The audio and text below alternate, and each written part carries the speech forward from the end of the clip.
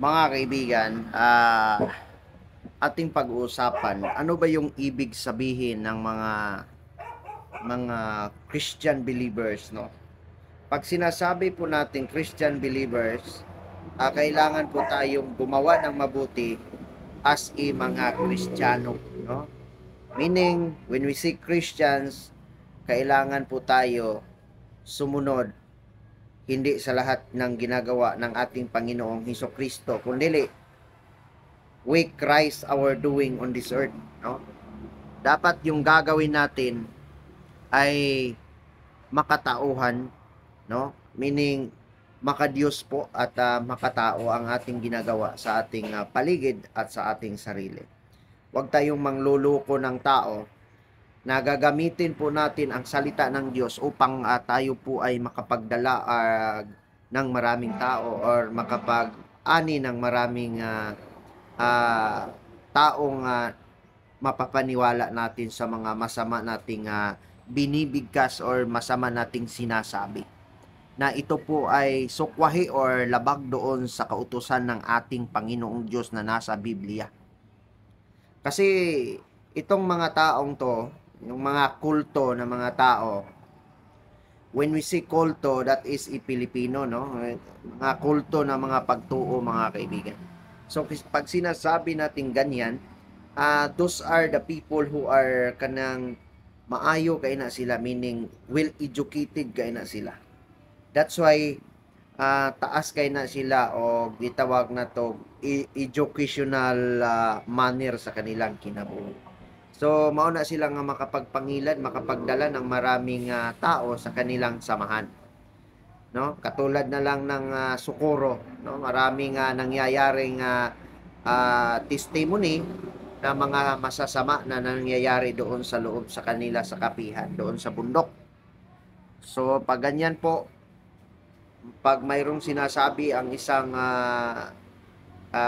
sumasabi sa ating salita ng Panginoong Diyos na siya po ay sugo or siya ay isang santo, hindi po yung totoo, mga kaibigan. Alam ba ninyo kung kailan ka magiging santo? Walang ibang magdi-declare ng santo kundi ang simbahang Katoliko. Di ba? Noon may santo sa Biblia pero wala ng santo after noong wala na si Kristo dito sa lupa. May santo ngayon na lumilitaw, that is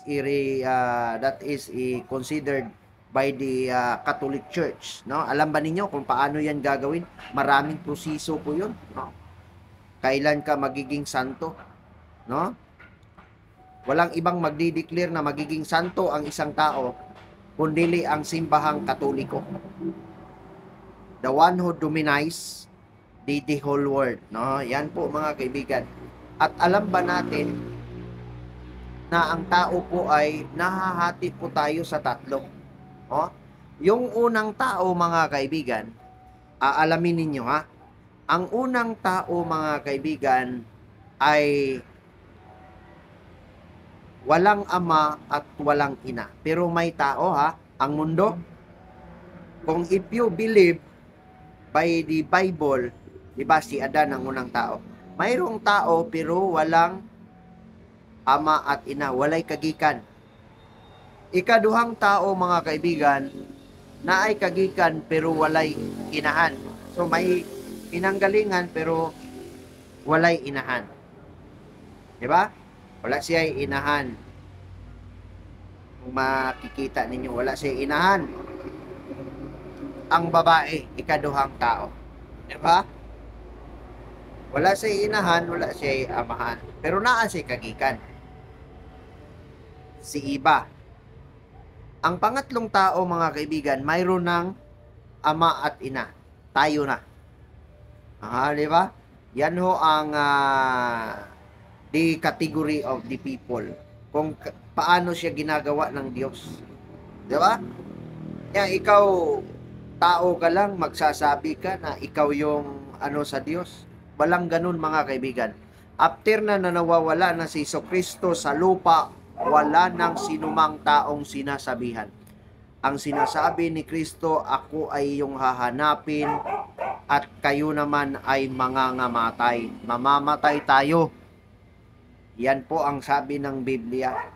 Kaya pag may nagsasabi sa kanilang simbahan na sila po'y utos ng Diyos, sila po'y binigyan ng karapatan sa ating Panginoong Diyos, hindi po yung totoo.